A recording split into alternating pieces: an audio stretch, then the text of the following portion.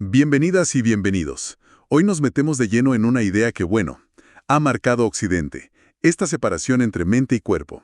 Vamos a apoyarnos en un texto académico que le sigue el rastro a esta historia y veremos cómo, incluso hoy, sigue siendo un tema, ¿no? Sobre todo en ciencias de la salud.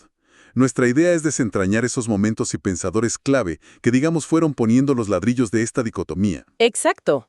Fíjate que el propio término psicosomático, del griego psyche, alma o mente, y soma, cuerpo, ya refleja ese intento de unir cosas, ¿no? Es un tema complejo, así que, bueno, nos centraremos en las líneas de pensamiento que más influyeron en cómo entendemos la salud y la enfermedad actualmente. Perfecto. Arranquemos entonces por la Grecia antigua, siglo V a.C.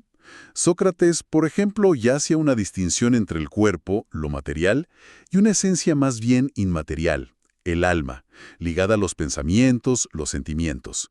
Su famoso «conócete a ti mismo» ya apuntaba un poco hacia adentro, ¿no? Sí, pero Platón fue quizás más tajante.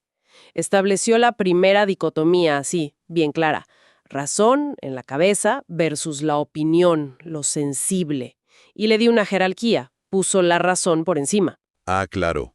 Pero Aristóteles, que fue su alumno, le dio una vuelta, ¿no? Exacto, Aristóteles matizó bastante. Para él, forma y materia eran inseparables. O sea, alma y cuerpo como dos caras de la misma moneda. Fue como un primer intento de unidad conceptual, aunque, bueno, la distinción seguía ahí. Y junto a ellos, Hipócrates, el padre de la medicina. Él veía el cuerpo como una unidad funcional. Sí, pero regulada por el alma. La enfermedad era como un desorden de esa unidad. Y es interesante su énfasis en la observación clínica, ¿no? Ver todo el contexto del paciente. Ambiente, historia. Una visión súper integradora para su tiempo. Totalmente. Bueno, damos un salto grande ahora. Edad Media, siglos V al XV. Sí, aquí el panorama está dominado, pues, por el dogma religioso. Figuras como San Agustín, que usó a Platón, o Santo Tomás de Aquino usando a Aristóteles. Ambos buscaron conciliar razón y fe, pero manteniendo la dualidad. La razón quedaba, digamos, subordinada a la fe, o se usaba para sostener dogmas. Y eso tuvo consecuencias prácticas, claro. Se dividió la salud y la enfermedad en naturales, del cuerpo, y sobrenaturales, del alma. Exacto, y esta idea se usó para justificar la persecución de gente, ¿no? Disidentes o personas con comportamientos extraños se les catalogaba de poseídos. Uf, complejo. Bueno, llegamos a la modernidad, siglos XVI-XVII. La ciencia moderna empieza a separarse de la fe. Y aquí, bueno, aquí aparece una figura centralísima, René Descartes. Descartes, claro. El pienso luego existo. Su método analítico-deductivo marcó la época. Totalmente. Y él es quien plantea la división más radical que hemos visto.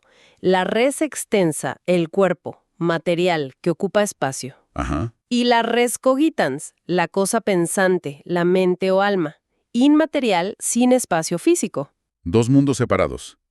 ¿Y cómo los conectaba él? Bueno, él sugirió que a través de la glándula pineal en el cerebro.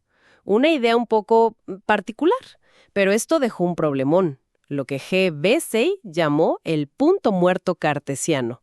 Si son sustancias tan distintas, ¿cómo interactúan realmente? Claro. Esa es la pregunta del millón. ¿Y qué pasó después? Si Descartes dejó ese rompecabezas, ¿cómo intentaron resolverlo? Pues surgieron varias respuestas, por distintos caminos. Por un lado, desde la filosofía misma, Spinoza, por ejemplo, ¿Qué dijo Spinoza? él propuso que mente y cuerpo no son dos sustancias, sino como dos caras de una misma moneda, dos aspectos de una única sustancia fundamental. Una forma de disolver el problema, ¿no? Interesante. Y otros, como Berkeley, fueron aún más lejos con el inmaterialismo. Básicamente dijo, quizás lo único real es la mente y sus percepciones. El cuerpo, el mundo físico, solo existe si lo percibimos. Vaya. O sea, eliminar una parte del problema para resolverlo. Y desde la ciencia más, digamos, empírica. Ahí la cosa fue distinta. La neurofisiología y la psicología experimental buscaron respuestas en lo medible, en el cuerpo mismo. Wundt, por ejemplo, crea el primer laboratorio de psicología. Estudiaba la conciencia con introspección, pero todavía separada del cuerpo físico en el análisis. Y luego vino el conductismo, con Watson, que fue drástico. Dijo, la mente no es observable, no es científica. Se enfocaron solo en el comportamiento. Entendido. O sea, redefinir la realidad por un lado o enfocarse solo en lo medible por otro. ¿Y hubo alguna otra vía? Sí, hubo una tercera vía que surgió más de la práctica clínica, de la psiquiatría dinámica. Médicos como Charcot, estudiando la histeria, veían pacientes con síntomas físicos reales, parálisis, cegueras, pero sin causa orgánica. Y usando la hipnosis, Charcot vio cómo las ideas, la sugestión, podían afectar al cuerpo. Ah, claro. Eso abrió una puerta distinta. Exacto. Abrió la puerta a pensar en factores no conscientes que afectan la salud. Y todo este interés en cómo lo mental impacta lo físico, sobre todo en la histeria, fue el caldo de cultivo, digamos, de donde surgió Freud y el psicoanálisis, buscando entender esas causas profundas, no conscientes, del malestar. ¡Qué recorrido, eh! Desde esas primeras distinciones en Grecia, pasando por la Edad Media, la fractura radical de Descartes, y luego todos estos intentos por pegar las piezas de nuevo, filosófica, científica, clínicamente. Ese punto muerto cartesiano parece que resonó durante siglos. Y eso nos lleva quizás a una reflexión final para quienes nos escuchan. A pesar de tanto tiempo, tanto debate, avances en neurociencia, en psicología, ¿hasta qué punto hemos superado realmente esta división mente-cuerpo en el día a día?